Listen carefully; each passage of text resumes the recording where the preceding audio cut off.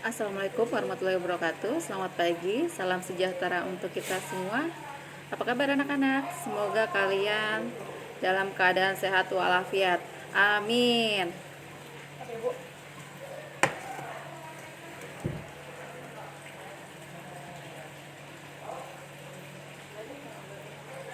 Ya, minggu lalu kita sudah mempelajari mengenai kegiatan keprotokolan ya. Semoga kalian sudah membuka slide-nya. Itu Ibu kasih beberapa materi ya. Dan untuk hari ini kita menuju ke materi selanjutnya, yaitu tentang penyelenggaraan pertemuan rapat. Ini kita pertemuan keempat ya. Ya, di sini ada kita sedang melakukan persiapan penyelenggaraan pertemuan rapat. Oke, sebelum melanjutkan materi, Ibu akan membacakan dulu kompetensi dasar, yaitu ada 3.14 membahas mengenai menerapkan persiapan penyelenggaraan pertemuan rapat. Lanjut lagi, kita akan melakukan persiapan penyelenggaraan pertemuan rapat. Yang KD 3.15 menerapkan penyelenggaraan pertemuan rapat. KD 4.15 yaitu menyelenggarakan pertemuan rapat. Next yaitu tujuan pembelajaran. Di sini ada 4, yaitu yang pertama, setelah mempelajari materi berikut, peserta didik diharapkan mampu memahami tentang pertemuan rapat dengan santun.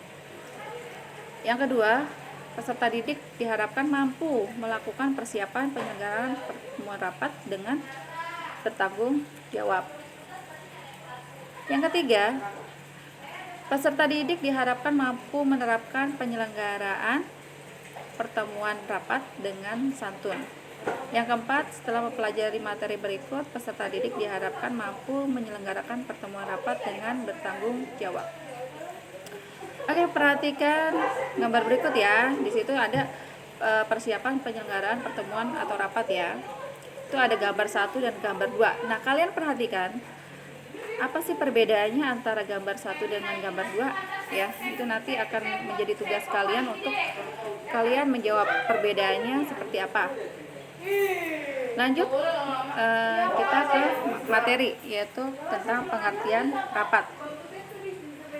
Yaitu rapat merupakan suatu pertemuan antara anggota di suatu instansi, baik instansi swasta maupun pemerintah, yang bertujuan untuk merundingkan atau memecahkan masalah yang menyangkut kepentingan instansi. Jadi kepentingan instansi atau lembaga ini baik di perusahaan swasta maupun perusahaan pemerintah ya. Apakah kalian sudah pernah menyelenggarakan rapat? Ibu yakin pernah. Ya, apalagi mungkin ada yang jadi anggota OSIS dan lain sebagainya, pasti pernah melakukan rapat. Atau mungkin rapat orang tua murid atau wali murid, itu pasti juga pernah melakukan kegiatan rapat. Yaitu lanjut di sini yang poin kedua, yaitu macam-macam rapat. Di sini ada menurut tujuan, sifat, jangka waktu, frekuensi, dan pelaksanaannya. Dan yang ketiga itu syarat pertemuan, yaitu ada suasana terbuka ya. Suasana terbuka itu maksudnya adalah ruangannya itu terbuka ya. Jadi suasana terbuka itu tidak ibaratnya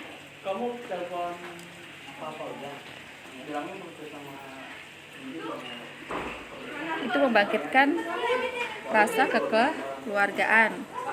Ya, jadi bisa membangkitkan rasa kekeluargaan yang tidak ada monopoli. Jadi itu sebaiknya rapat itu dibicarakan jangan hanya satu saja, tapi beberapa ya. Jadi masing-masing harus berpartisipasi ya, jangan pasif. Yang ketiga yaitu peserta aktif dari peserta rapat, yaitu harus menghasilkan keputusan rapat yang aktif ya.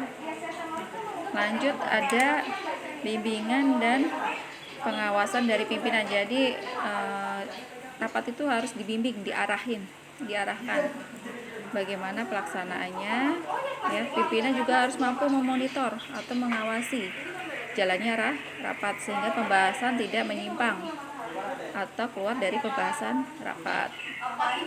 Lanjut perdebatan. Ya, biasanya suka ada perdebatan ya atau adu argumen.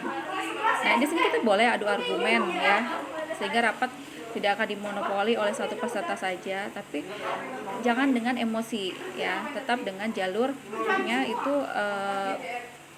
perdebatan yang sehat ya, sesuai dengan argumentasinya masing-masing. Yang selanjutnya itu pertanyaan singkat dan jelas. Nah, pastikan ada sesi tanya jawab ya, jadi peserta rapat itu menyampaikan mungkin pertanyaan ya, singkat jelas yang mampu dipahami oleh seluruh peserta rapat. Lanjut disiplin waktu. Nah, di sini biasanya tuh rapat suka ada yang mundur, ada yang tidak tepat waktu. Nah, di sini diharapkan rapat tersebut itu bisa sesuai dengan yang direncanakan ya, jadi tidak melewati waktu yang sudah ditentukan. Nah, yang poin keempat yaitu perencanaan rapat. Perencanaan rapat itu terdiri dari pembuatan agenda rapat, susunan rapat ya, menentukan peserta rapat. Nah, peserta rapatnya ini siapa aja sih yang akan mengikuti. Nah, terus lanjut membuat undangan rapat ya, jadi wajib nih bikin undangan, jadi biar yang mau diundang itu tahu kira-kira mau ada rapat apa, kira-kira pesertanya siapa saja dan tempatnya di mana. Nah, itu perlu dibuat undangan rapat. Lanjut yaitu membuat daftar hadir. Nah, di sini biasanya sekretaris yaitu bikin daftar hadir, kira-kira nanti pesertanya siapa saja ya kan. Dan tidak lupa juga dipersiapkan ya, misalnya ada konsumsi dan lain sebagainya. Nah, mempersiapkan bahan rapat ya, mempersiapkan bahan rapat itu seperti agenda rapat. Agenda itu kira-kira apa yang ingin dibicarakan. Nah, itu sudah dicatat di agendanya. Ada notula ya, itu biasanya itu hasil dari kita rapat ya, catatan ringkas seperti itu. Nah, terus mempersiapkan peralatan dan perlengkapan rapat. Itu dimulai dari ATK, alat tulis kantor ya, spidol. Nah, sekarang itu sudah ada LCD ya, proyektor. Kalau dulu masih pakai OHP ya, itu masih bentuknya seperti plastik, ditulis seperti itu. Nah, itu terus ditampilkan ke layar. Terus ada sound system atau pengeras suara, ada map, ada block note, ada tanda pengenal untuk peserta, dan ada komputer atau laptop. Itu termasuk dalam peralatan dan perlengkapan rapat. Lanjut mempersiapkan ruang rapat. Nah, ruang rapat itu harus dipersiapkan terlebih dahulu. Kira-kira sudah pas belum cahayanya, ada ventilasi udara atau tidak. Terus pengaturan tempat duduk itu bermacam-macam ya. Tempat duduk itu bentuknya macam-macam. Ada gaya klasikal, itu bentuknya seperti kelas ya, seperti di dalam kelas. Gaya konferensi ya. Konferensi itu tempat duduknya ibaratnya kayak tim kerja ya, diibaratkan seperti tim kerja. Jadi peserta rapat merasa dihargai. Ada gaya huruf U ya, itu untuk rapat informal. Dan ada gaya workshop ya, workshop itu seperti yang ada orang-orang ada pelatihan dan seperti diskusi kelompok, itu gaya workshop. Lanjut itu akomodasi atau penginapan. Nah, kalau misalnya biasanya lebih dari 1 hari itu biasanya disiapkan untuk penginapan ya, jadi harus pasti nih rapatnya 1 hari atau lebih dari 1 hari, harus dipersiapkan tempat untuk menginap ya, itu akomodasi atau penginapan.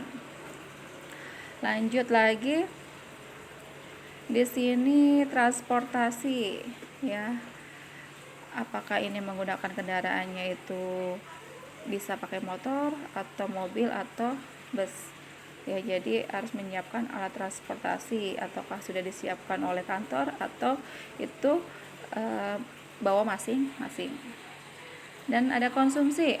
Nah, konsumsi itu disajikan pada peserta rapat sebelum duduk, atau saat sedang berlangsungnya rapat, atau saat istirahat, atau semuanya itu bisa dikombin atau kombinasi ya, mulai dari awal sampai dengan istirahat.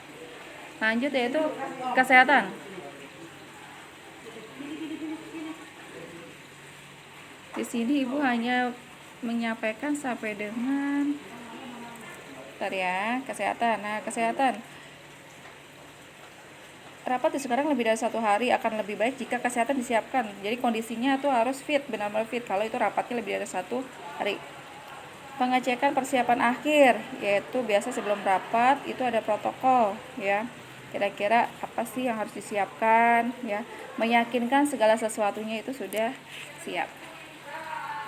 Oke, sampai di situ ya untuk materi kita ya. Jadi kalian harus benar-benar mempersiapkannya ya. Jadi jangan patah semangat ya, menjaga kesehatan itu perlu ya. Terus ada materi minggu depan, yaitu kita pelaksanaan pertemuan rapat, yaitu ada beberapa. Kalau ini materi minggu ini hanya mempersiapkan ya, jadi belum melaksanakan, hanya baru mempersiapkan kira-kira rapat itu disiapkan seperti apa. Nah, untuk pertemuan selanjutnya itu kita pelaksanaan pertemuan atau rapat. Semoga materi ini bisa kalian pahami ya. Kurang lebihnya ibu mohon maaf. Jaga kesehatan selalu, tetap pakai masker, cuci tangan ya, menjaga jarak. Sekian dari ibu. Assalamualaikum warahmatullahi wabarakatuh. Selamat pagi, terima kasih.